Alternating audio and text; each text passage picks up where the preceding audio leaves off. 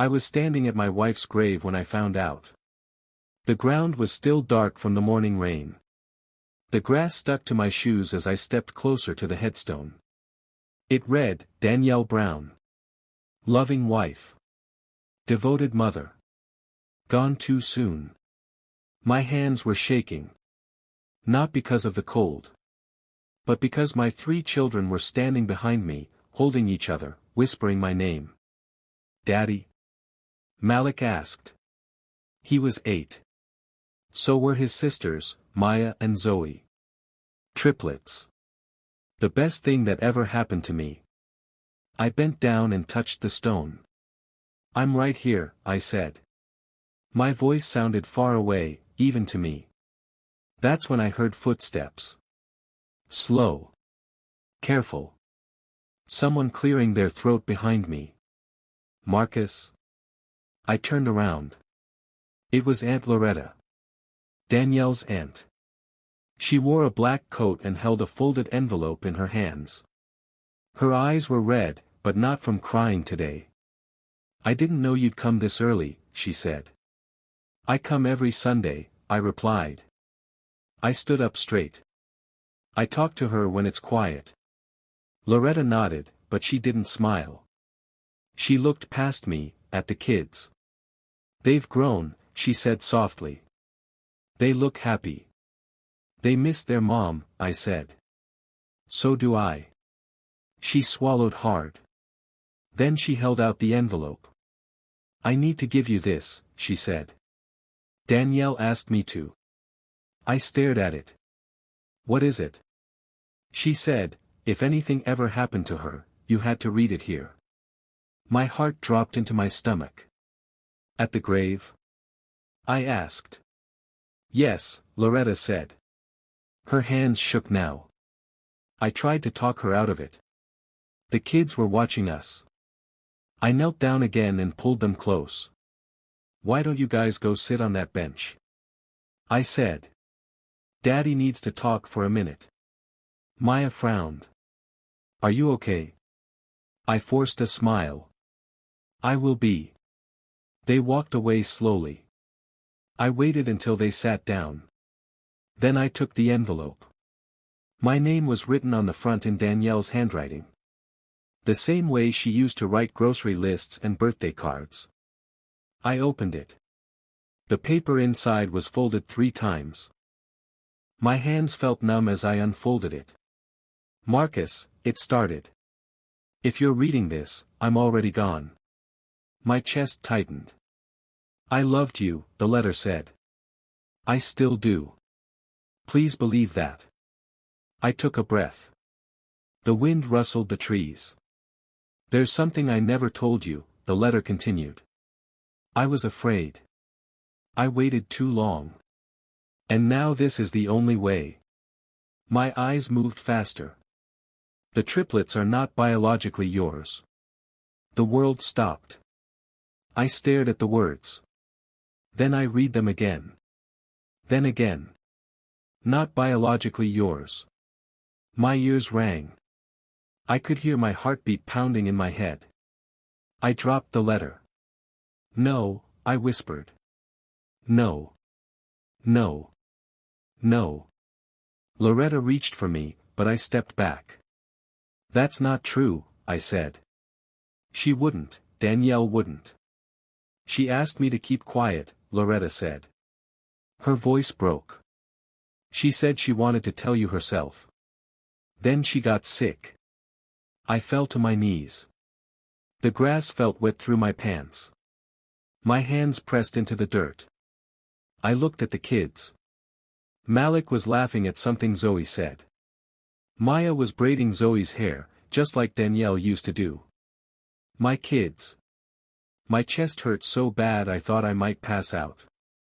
They're mine, I said. I raised them. Loretta nodded. Yes. You did. But not biologically, she said softly. I grabbed the letter again. My fingers crumpled the paper. There's more, Loretta said. I kept reading. Their biological father doesn't know, Danielle wrote. And he must never know. My head snapped up. What does that mean? I asked. Loretta looked away. I don't know everything, she said. But Marcus, there are things about Danielle's past you never knew. The kid stood up from the bench. Daddy? Malik called. Why are you crying? I wiped my face fast. I'm okay, I said. My voice cracked. Loretta leaned down. I'll give you time, she said. But you need to know, this isn't the whole story. She walked away. I stayed there on my knees, holding the letter, staring at my children. My wife's grave felt like it was closing in around me. And I didn't know what hurt more. Losing her. Or learning the truth she took with her. I stood up slowly. The kids ran to me and hugged my legs. We love you, Daddy, Zoe said. I held them tight. And I wondered if loving them would ever be enough again. The wind picked up. And behind me, the letter slipped from my hand and landed back on the grave. Unread words still folded inside. I didn't sleep that night. The house was too quiet. No cartoons playing softly. No Danielle humming in the kitchen. I sat on the couch with the lights off. The letter lay on the coffee table. I hadn't finished reading it. Every time I tried, my hands shook. At midnight, Malik came out of his room. Daddy, he whispered. I sat up fast. What's wrong? I had a bad dream, he said. Mommy was calling me, but I couldn't find her. I opened my arms. Come here. He climbed into my lap. He was getting big, but he still fit. I miss her, he said. I know, I whispered. He rested his head on my chest. I felt his breathing slow. In that moment, nothing else mattered. Not the letter. Not biology. Just this child trusting me. I carried him back to bed and tucked him in. Then I checked on Maya and Zoe. Both were asleep, holding hands. Danielle used to say they did that before they were born. She used to laugh when she said it. I closed their door quietly. Then I went back to the couch. I picked up the letter. I forced myself to read the rest. I met him before I met you, Danielle wrote. I was young. I was lonely. It was a mistake. My jaw tightened. When I found out I was pregnant, he had already left the state. I pictured Danielle, scared and alone. I had never seen that version of her.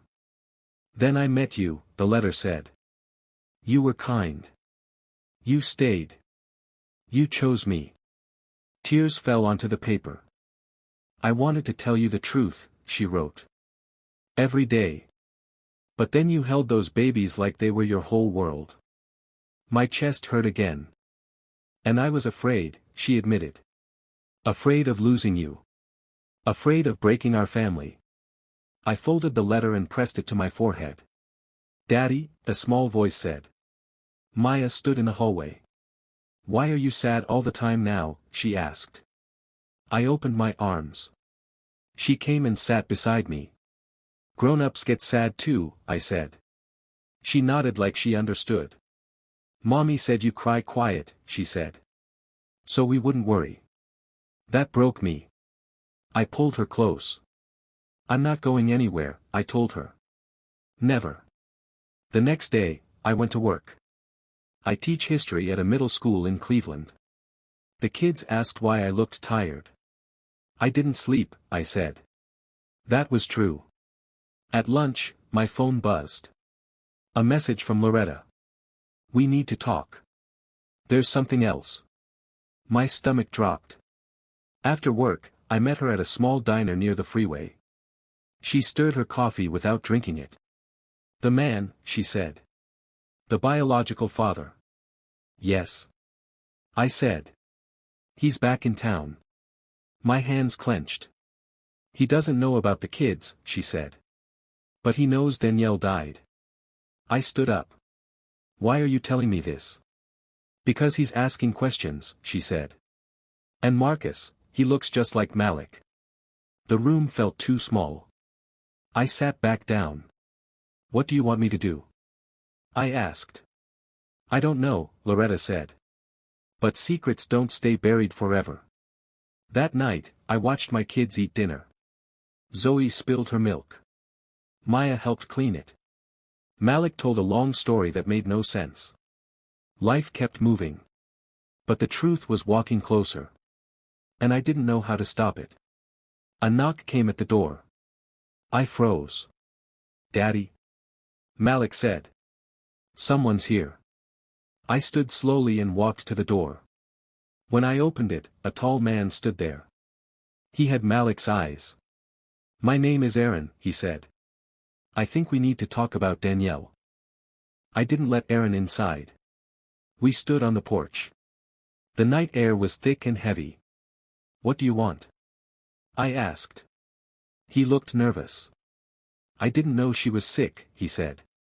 I found out too late. That's not my problem, I said.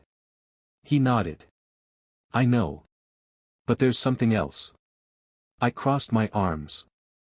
I loved her once, he said. A long time ago. I swallowed hard. And I think, he continued. I think those kids might be mine. My heart pounded. They are my children, I said. I raised them. I'm not here to take them, he said quickly. I just want to know the truth. I laughed bitterly. The truth? I said. She took that with her. The front door opened behind me. Daddy? Zoe said. I turned fast. Go back inside, I said gently. Aaron stepped back. I didn't mean to cause trouble, he said. I'll leave.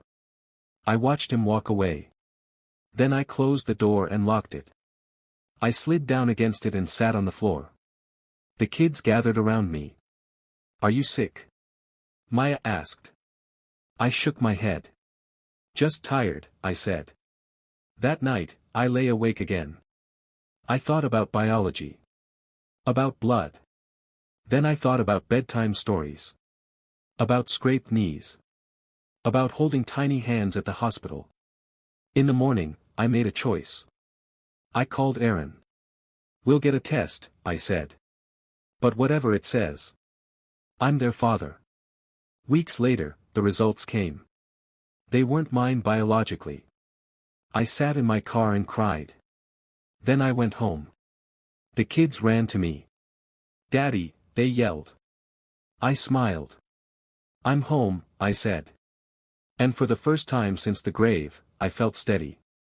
Because love didn't change. And neither did I.